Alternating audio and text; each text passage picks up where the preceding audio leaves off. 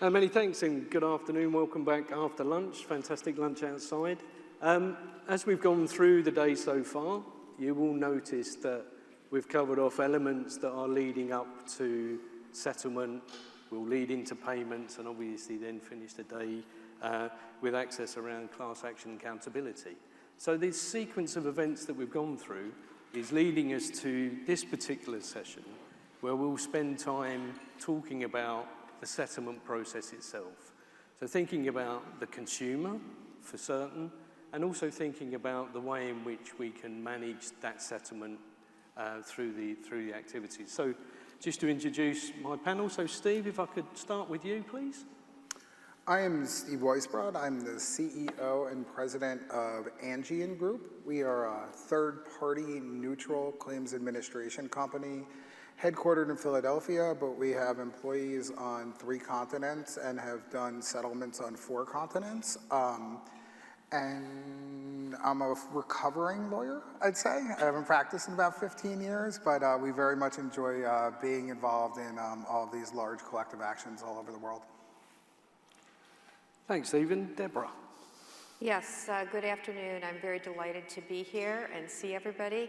I am a partner at a law firm called Blank Rome in the United States. I am in the Washington, D.C. office of that firm. Deb, that's a very small law firm, right? Small law firm, yeah. Right? We have, well, we have very big offices around the country. We don't have any in Europe or the UK. I have spent most of my practice dealing with mass claims, so I'm not going to limit it to class actions because it's been in a variety of contexts, MDLs, multi-district litigation, bankruptcy cases, and class actions. I have mostly represented defendants when I've been an advocate, but also do a lot of neutral work, and right now I am serving as a court-appointed special master, which is a term in the U.S. for a court-appointed neutral in the Flint water litigation in Michigan in the United States. And that's a very interesting case that involves tens of thousands of individual cases and class actions. Thanks, Deborah. And Scott. I am Scott Hardy, founder and president of Top Class Actions. Top Class Actions is the world's most popular website for consumers to find lawsuits and settlements they can participate in. We get more than 1.5 million viewers a month, which are all people actively looking to sign up or file a claim in different lawsuits and settlements. We cover, of course, class actions, mass torts, mass arbitrations, and single event. We do have Top Class Actions UK, which we're still building an audience for. We only get about 30,000 people a month because we need more class actions filed here in the UK. So I know some of you out there are looking to do that and get us to our first opt-out settlement here in the UK, right? So that'll be very exciting. We also have our own law firm where we act as co-counsel with different law firms around the country and the world. We've been actively involved in Ireland, actually. So there's a lot of growth in collective litigation globally that we're staying in touch with. Thanks, Scott. And Chris Ford, Senior Director of Blackhawk Network across the UK and the European region. Blackhawk is very much focused on alternative payments. So making a payment to an individual, in this instance, who may have been done wrong, but generally for many different reasons, whether it's public sector, to an employee, or even to a consumer on promotion or incentive. So delighted to have the opportunity to talk about settlements holistically. If we agree collectively that the goal of what we're trying to achieve as an environment is to pass damages on to individuals who may have been harmed by big business, one of the very important parts of that process is thinking about the individual themselves. This is the 4th conference that I've been to around class action, legal settlement, dispute resolution. And it's so interesting to me that we spend lots of time talking about the legal process, quite rightly, the evidential gathering, the quantum and analysis of the settlement value. But we spend a small amount of time thinking about the recipient, the person who's actually going to receive the damage. So part of what we'll talk about today is orientated around that consumer, Part of it is linked to the legal process and the knowledge and understanding that the guys on the panel have from the US. And then we look about what the future may hold for us. I read with interest a while ago a report from Reuters in 2019 that suggested in the US at that time, 9% of claimants in a base continued in their engagement and only 4% of them actually received their settlement, which in any other walk of life would be considered to be a pretty challenging statistic. So for us in the UK and Europe, one of our opportunities is to elevate what we mean when individuals are entitled to receive payment. So without further ado, let's move on to our first question, which Scott, I'm going to ask you to kick off with. So evolutions, or what evolutions have the panel seen with regards engaging consumers about what class action is, and then communicating with the class members who form part of the action? Scott. Thank you, Chris. And so that was one of the big reasons I started Top Class Actions 15 years ago, was I was thumbing through a magazine. I saw an advertisement for a class action settlement for a product that everybody I knew took. And it was the Airborne House Supplement settlement, which was a vitamin if you got a cold. And I'm talking to my friends, and I said, hey, have you heard about this class action settlement? You can get $63, no proof of purchase, nothing. Just go online, spend 30 seconds, and get a check for $63. And everyone's like, no, I had no idea. I had no idea about that. So I created Top Class Actions to connect with the average person like me to find these settlements. And the interest from the average consumer is phenomenal, right? Everybody wants to be able to put money in their pocket if they qualify for it. And from the very start, having that focus on trying to share the information with consumers, trying to drive up the legitimate claims rate has been so important. And the feedback from the average person has been phenomenally positive. People love it because otherwise, right, they're going to miss out on a potential claim. And Steve's seen the growth that we've gone through at Top Class Actions. And I would like to think that that kind of claim rate, that isn't going to happen with the claims that's gone through Angeion. I mean, you are a bit of an expert, right, Steve, on settlement claim rates? Yeah, is that you teeing me up? So, first of all, thanks, Chris. It's a really good question. At the outset, I just want to make something clear. There are many ways and many tactics, and I'm going to talk about some of them, that will increase claims rates. But the job of a claims administrator and notice provider is more neutral than that. Like, we are not in business of only getting claims. We're in business of providing due process of law to all of the potential claimants so that they can make a decision what they want to do. In the US regime, when you're having a Rule 23 notice, there are options to opt out of the litigation, there are options to object to the litigation, and there are options to make a claim. That's not to say that we don't have a ton of tools available to help increase claims rates, but you know, I know that there's people from both sides of the V, the proverbial V, in the room, and I think it's just important to distinguish between due process notice, which shouldn't be a smear campaign against the defendant who is trying to make right, and there's a balance between trying to get the best legitimate claims and the most legitimate claims possible, and doing it in a way that really is compliant with the spirit of the settlement agreement. And I think sometimes that gets lost. That being said, there's been a heck of an evolution over how to increase claims.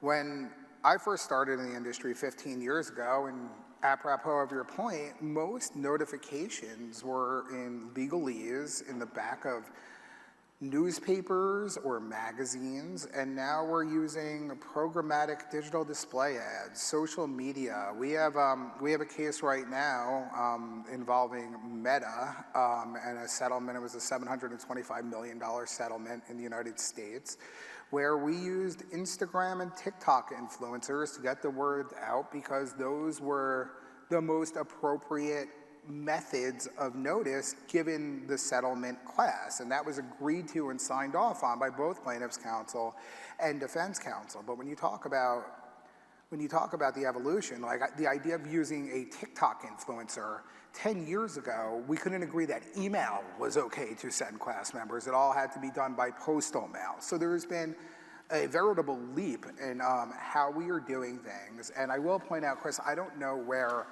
that data came from that you referenced. I know it was in the Reuters article, and I don't doubt it, but that doesn't comport with our experience or, more importantly, the latest data that's been put out, including Scott Dodson's report from the University of San Francisco Law School that puts the average claims rate at 30% and the mean claims rate at 16%. Now, granted, these are all fact-specific endeavors, and there are ways to increase claims rates, like the things I just mentioned.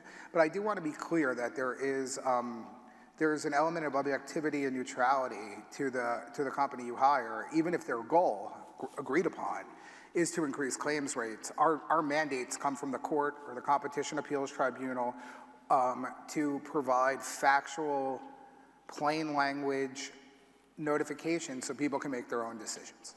Well, and my drive is to make sure that, just like you mentioned, we're not trying to bash on defendants when we're on top class actions and we're reporting on settlements. We're trying to drive as many legitimate claims as possible to the settlement.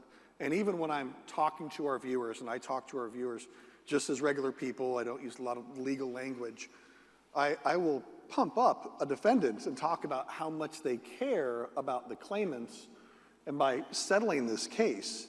And so I will actually be very positive when I'm talking about the defendants. I don't bash on defendants at all, because I want to applaud these defendants who are settling the case, taking care of their customers and taking care of their end consumers. And that kind of number, Chris, I could see that 15 years ago for a very broad class action that's a consumer product. But since we've been involved, we see these claim rates very high, in the high double digits on these consumer products. And we don't see a low claim rate, at least those that top class actions are involved with, because we drive so many views, so much interest about these settlements. Yeah, and I think with just sophistication in technology, one of the things that is really interesting is all of the learnings that come from the US in terms of being able to position class actions as a thing. Being in a position where you can then look at that from what can the UK and European markets expect. I think the opportunity to explode the ability for people to engage as members of a class and be aware of that is right in front of us, because Top Class Actions has set up Angeion, obviously as an administrator, and others who are in that market have become extra sophisticated in how they can engage the consumer. Yeah, I think it's worth mentioning, though, that the difference, I'm sorry. I think you're moving to the next topic, right? I was you were going just about to. So. Steve, have you got something to add? No, I'm okay, sorry. Okay. Okay, let's move on then. The judicial process is, of course, complex and can take many years. Instructing the evidence, passing legal scrutiny, determining the triability, proper representation, determining the settlement quantum, as we heard in the previous session, and finally arriving at an agreed settlement per claimant can all present their own individual challenges. So Deborah, particularly with your experience, what has been really the pitfalls in the US, if there have been any, and what issues do you see that the UK European market should be very aware of? So let me start by saying that my experience is not so much in consumer class actions like we've just been talking about, but really in more things that are toxic exposures or environmental contaminations and things like that, where your population and the type of claims you're talking about are a bit different, and the way in which people perceive the litigation or what's happened in the litigation might be a bit different as well. I can, certainly everything we heard about this morning in terms of certification and damages and, all of the aspects of case management orders, getting up to the point where the case is actually positioned for settlement has a lot to do with how the settlement is structured, and that has a lot to do with who is the target audience for your notice and trying to get people an understanding of what might be available. So in a neutral role, I've been involved in what we've called a census, or it's a data collection effort early on in the litigation to try to understand what this population is about. It informs the discovery process. It informs any kind of negotiations about settlement. And in a case that I've been working on quite a bit, we have class action components and individual components, and I asked the class action, I was a neutral, I asked the class action lawyers to give me data. They technically don't have individual clients, but they had a very extensive contact list, which they provided to me, so that I was able to put together a report on what was out there, how many people are out there, how many people are active in this litigation, paying attention to it, and what are their claims. And ultimately, that was really a significant basis for settlement discussions.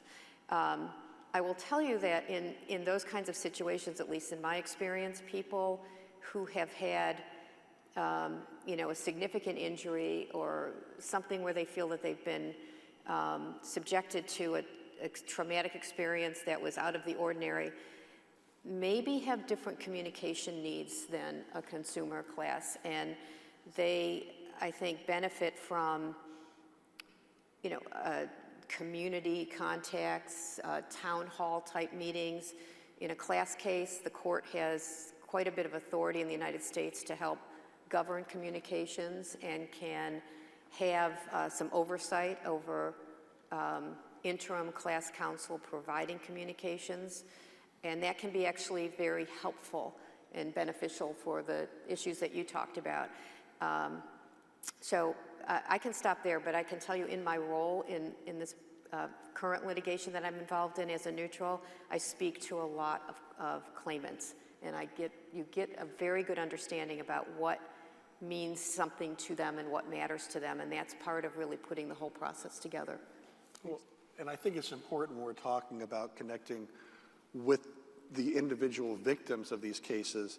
You're going to be talking, if it's a sexual assault case, especially a sexual assault with a mass number of victims to it, you're going to be working with them in a very different manner than you would in a typical consumer case, or when we were talked about individual, mass shooting cases, which are sadly an epidemic in the United States. And when you're working with victims and claimants in those cases, you have to approach them very differently.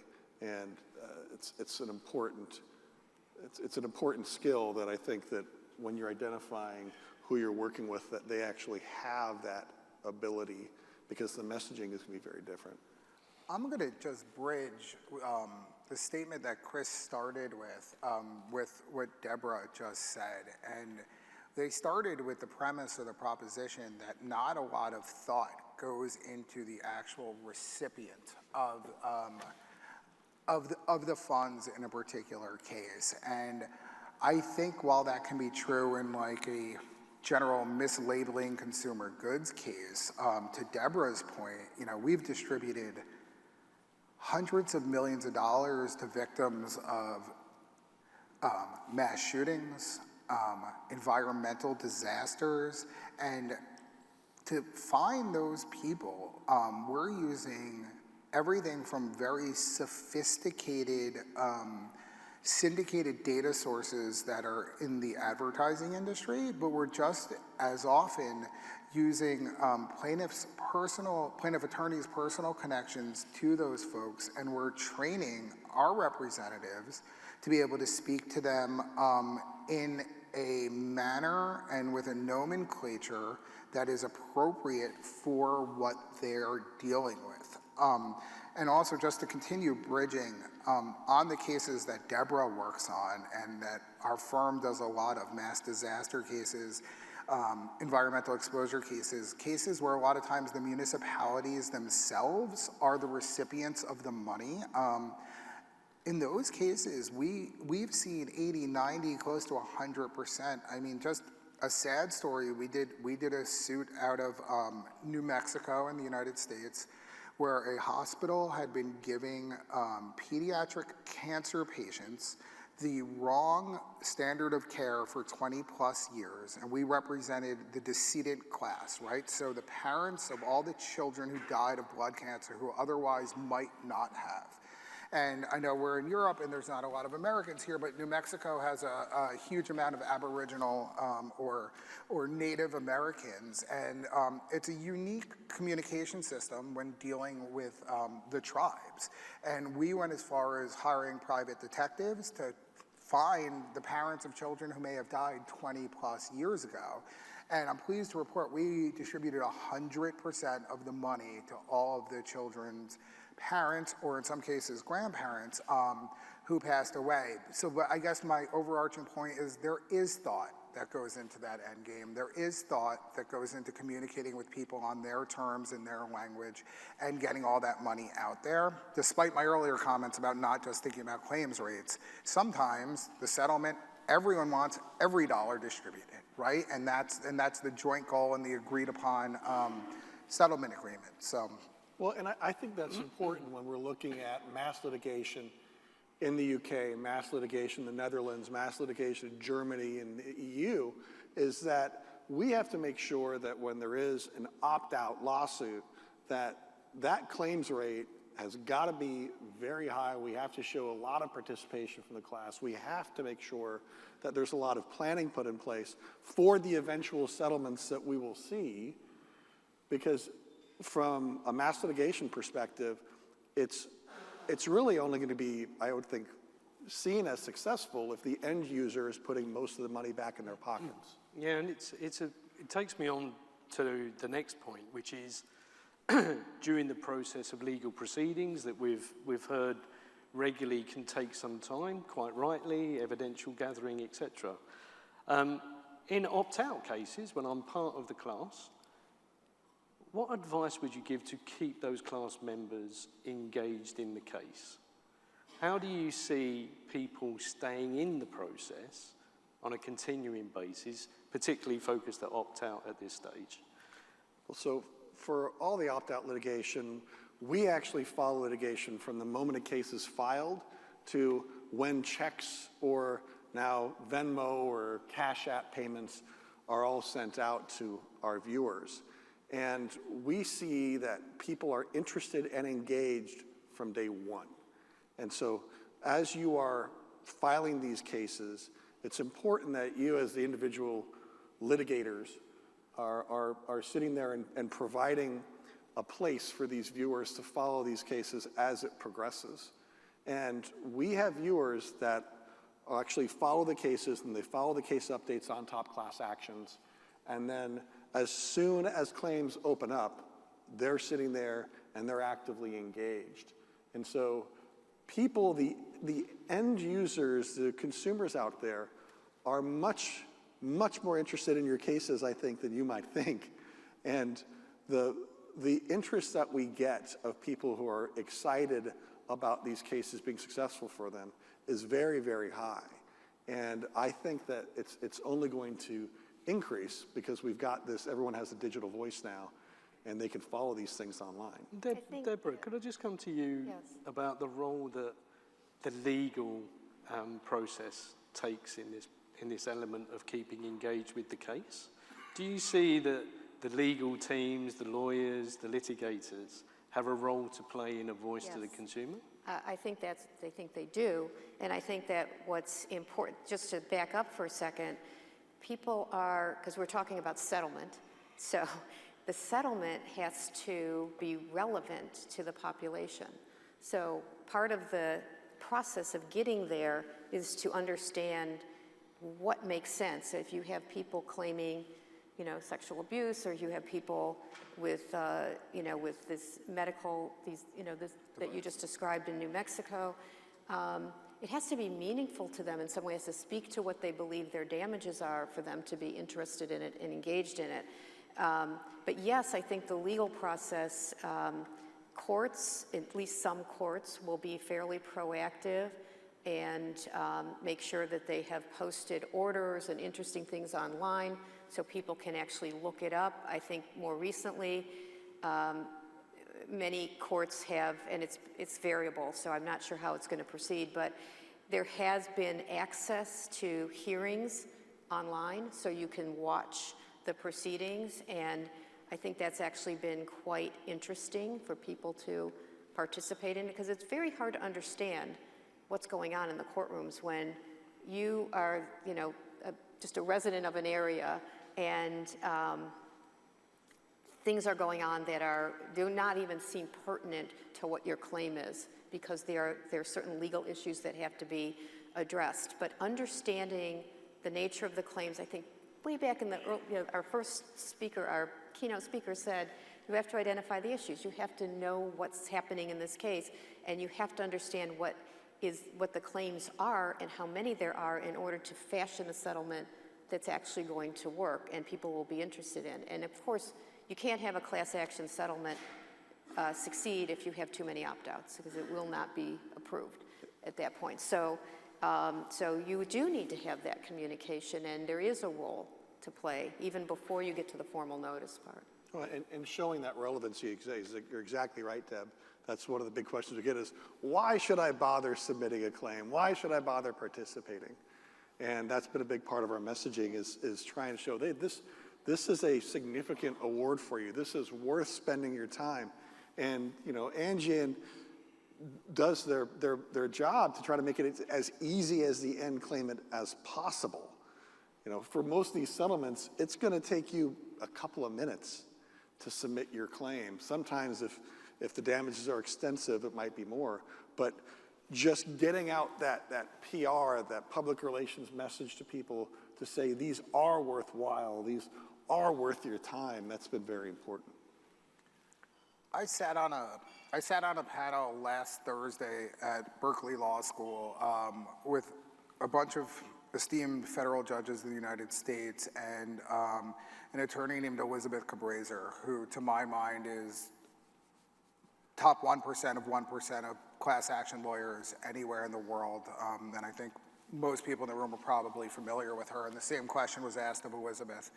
And her answer was that plaintiffs' attorneys have an absolute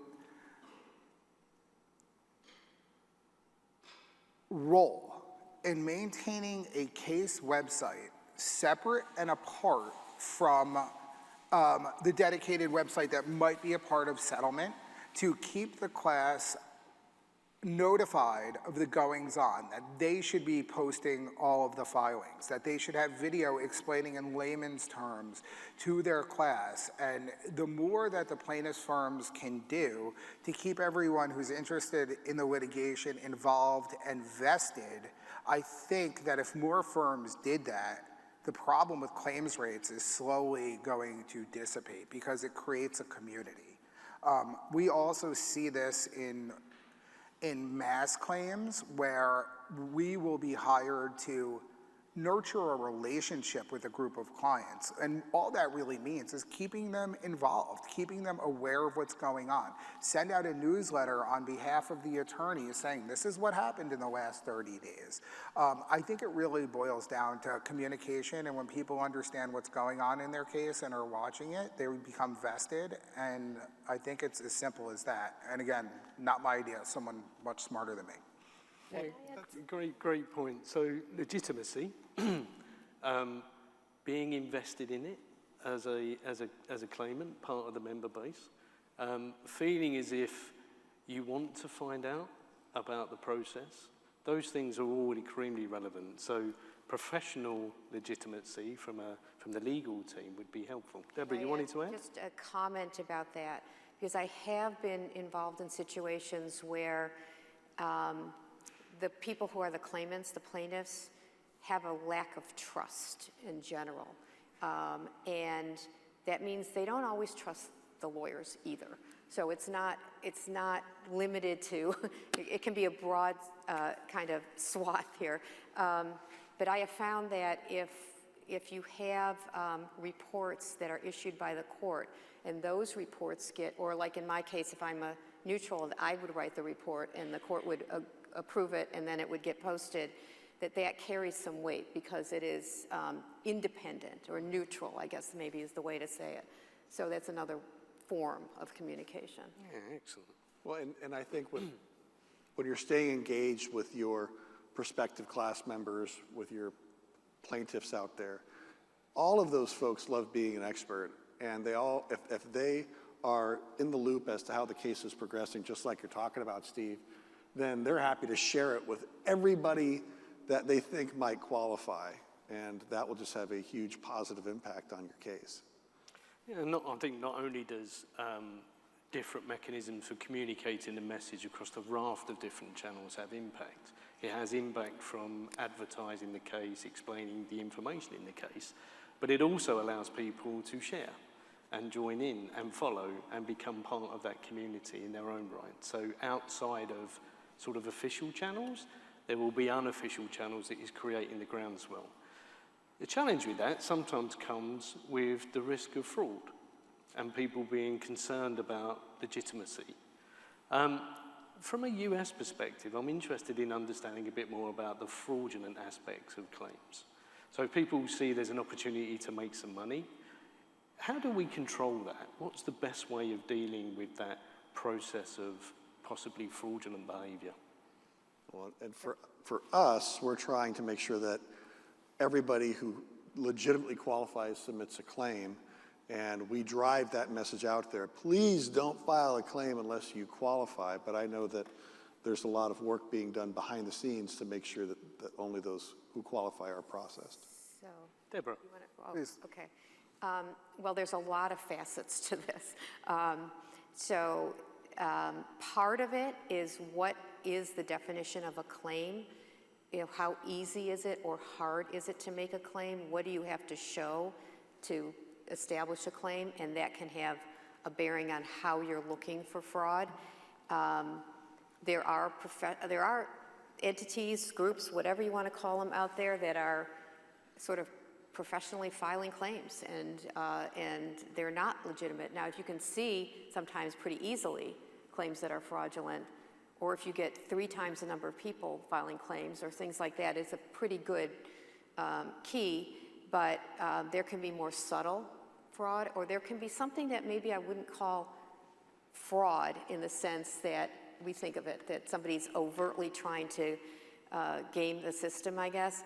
But there are people who might file, say, what the heck, I'll try it. I'll see if I qualify. And that's a little harder sometimes to find.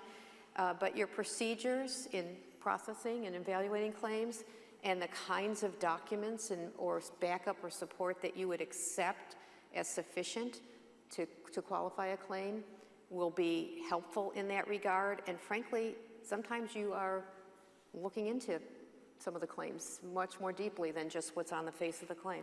Yeah, and Steve, obviously from an Angeion point of view. So there's a lot there. I'm going to unpack some of it. I can break it out into at least 3 categories, but I want to start, seeing as how we're sitting in London, with the idea that, you know, the registration logs around GLOs, and in particular, we've all seen this in the diesel emissions cases, where we are requiring VIN numbers, the appropriate documents, et cetera. You're really not only narrowing down the potential to have fraud committed, you're also cutting down the potential for dual representation, right? Which is another major issue, especially on these GLO cases where everyone's running to the media and trying to get their cases and aggregating as many as possible. There are obviously a number of claimants who sign up across law firms, and I think the latest figures was something like there was an overlap of 27% on one of the larger diesel cases. I'm not going to say which one it was, but the point is, so there's that, right? And I think that that is something that's done right in the UK and would be a valuable tool in the United States for the right types of cases. Then you have 2 different kinds of fraud, the way I see it. You have fraud where there's a 2-tier damages structure, which is very common in the United States in a lot of different types of cases where you're involving not a security or something like that, more like something that you purchase, and one would give you an amount of money, 100% on the dollar for what you have a receipt for, and the other, you get a default amount of money, but much lower, under attestation that you actually bought the product. And query whether or not it really is fraud if the settlement agreement just requires you, I mean, it is fraud, right? If you're lying and you didn't purchase it, but like, how does anyone dispute that, right? If someone is signing an attestation that they bought a product. Where we are excelling is a much more detrimental type of fraud. And I say it's detrimental because it calls the entire system's authenticity into question, and that's professional fraudulent claims filers. And they are from using technology like bots and all different sort of brute force attacks on systems. They're also using click farms. Anecdotally, I can tell you that we were having one or two cases where we were seeing claims rates that we knew they had to be fraudulent because it was more than the number of products sold. We saw one day where it dropped down to next to nothing, and we couldn't figure it out until we got really deep into the data, and it was a national holiday in China. So the guys who came in and were paid all day to file fake claims were not there. We came together, and Angeion Group has created a service called Angeion Affirm, and I didn't mean this to be a pitch to use us, but we have taken behavioral AI, machine learning, behavioral data based on our entire network of claims, and are able to identify fraud with a 99.2% accuracy, just based on the way that they are coming into the system, whether that's how many IP addresses are filing the same exact claim, the speed that claims are coming in, and a number of other sophisticated big data related actions. So I can comfortably say that on the cases we're administering, we have successfully rooted out fraud at scale. The professionals are out of business. Are there going to be claims that get past the goalie because someone is a criminal and wants to get through the system? Yeah, there sure are. But where that can really be eliminated, as Deborah mentioned, is what kind of verification are we going to have? What documents are people going to have to show? What's the level of attestation? Is it under penalty of perjury, et cetera? And that is with the settling parties. There's nothing the claims administrator can do. Like I said, if all you have to do is raise your hand and say, I bought the product.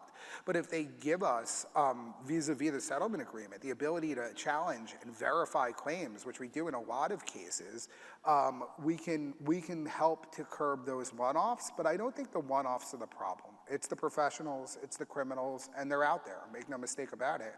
And they change their tactics day in and day out, and that's why we have this sort of defense in depth methodology where we're out there adapting to every new trick that these fraudsters are trying to commit. But it's an issue.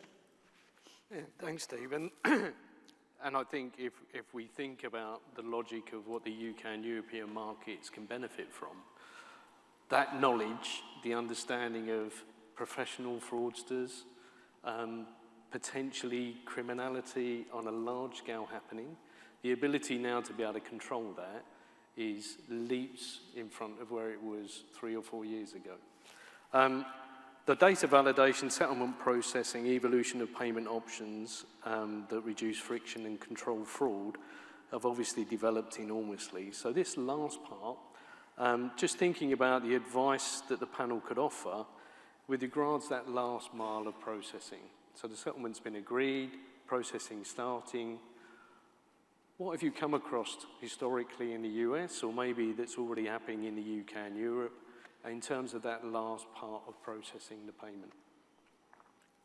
I'll take this one because I think I'm the only one who's actually processing claims. And I think you'll hear the same thing from any people who process claims who are in the room. It's get us involved early, get us involved often.